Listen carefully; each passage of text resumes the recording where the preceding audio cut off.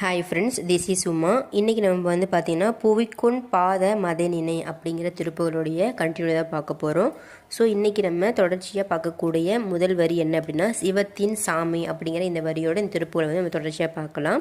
அது என்ன சிவத்தின் சாமி அப்படின்னா ஃபஸ்ட்டு சிவம்னா நம்ம என்னென்னு தெரிஞ்சுக்கணும். இந்த திருப்புகளில் சிவம் அப்படிங்கிற அந்த வார்த்தைக்கு அருணகிரிநாதர் நமக்கு நன்மை மங்களம் அப்படிங்கிற இந்த ரெண்டு பொருளை வந்து சொல்கிறாரு. அதாவது சிவன் அது கடவுள் அப்படின்னா உயிர்களுக்கு நன்மையே புரிகின்றவர் அப்படின்னா யாருன்னா முருகப்பெருமான். அதனால தான் முருகப்பெருமான் நம்ம சிவத்தின் சாமி அப்படின்னு சொல்கிறோம். அப்போ சாமினா என்ன? சாமி அப்படிங்கிற சொல்லுக்கு என்ன அர்த்தம் அப்படின்னா உடையவன் அப்படின்னு அர்த்தம். என்ன உடையவன்? ஸ்வம்னா சொத்து அப்படின்னு அர்த்தம். அப்போ உலகங்களையும் சரி உயிர்களையும் சரி தன்னுள்ளே உடைமையாக உடையவன் தான் முருகப்பெருமான். வடமொழியில் வந்து பார்த்திங்கன்னா நிகண்டில் முருகவேலோட பெயரை வந்து பார்த்திங்கன்னா சுவாமி அப்படின்னு சொல்லுவாங்க. அதனால் சுவாமி அப்படிங்கிற பேர் வந்து முருகப்பெருமானுக்கு மட்டுமே உரியது. மற்றைய தேவர்களை வந்து பார்த்திங்கன்னா சுவாமி அப்படின்னு சொல்கிறது உபசார வழக்கு அப்படின்னு அருணகிரிநாதர் சொல்கிறாரு. அதனால் சுவாமி அப்படின்னா அது முருகப்பெருமான் தான். மற்றைய தேவர்களை வந்து சுவாமின்னு சொல்லாதீங்க அப்படின்னு சொல்கிறாரு. அதனால் அண்ட கோடிகள் எல்லாவற்றிற்குமே தனிப்பெரும் தலைவராக விளங்கக்கூடிய ஒரே கடவுள் அப்படின்னா முருகவேல் அப்படிங்கிறத ஃபஸ்ட்டு நம்ம தெரிஞ்சுக்கணும் அப்படின்னு சொல்கிறாரு.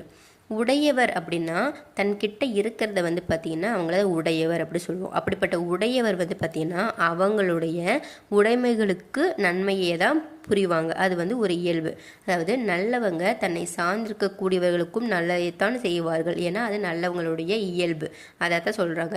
உடையவர் தமது உடைமைகளுக்கு நன்மையே புரிவது இயல்பு தானே.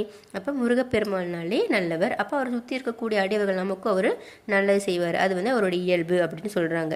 இதை தான் சிவத்தின் சாமி அப்படிங்கிற இந்த வரிக்குண்டான அர்த்தம். சிவத்தின் சாமின்னு ஏன் முருகப்பெருமான சொல்கிறோம் அப்படின்னா அதான் நான் சொன்னேன்ல, சிவத்தின் சுவாமி அப்படின்னா உயிர்களுக்கு நன்மையே புரிகின்றவன் முருகன். அதனால் அவர் சிவத்தின் சாமி அப்படின்னு சொல்கிறோம்.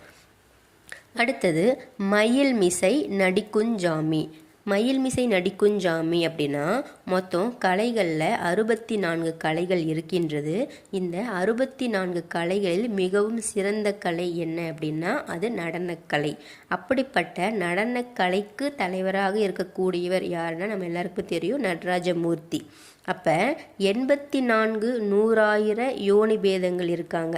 இவங்க யாருமே சொல்லி கொடுக்காமையே இயற்கையாகவே ஒருவர் கற்றுக் கொடுக்காமலேயே ஒரு டான்ஸ் ஆடுது அப்படின்னா அது யாருன்னா மயில் ஒன்று தான். ஸோ மயிலுக்கு வந்து யாரும் கற்றுக் கொடுக்கல.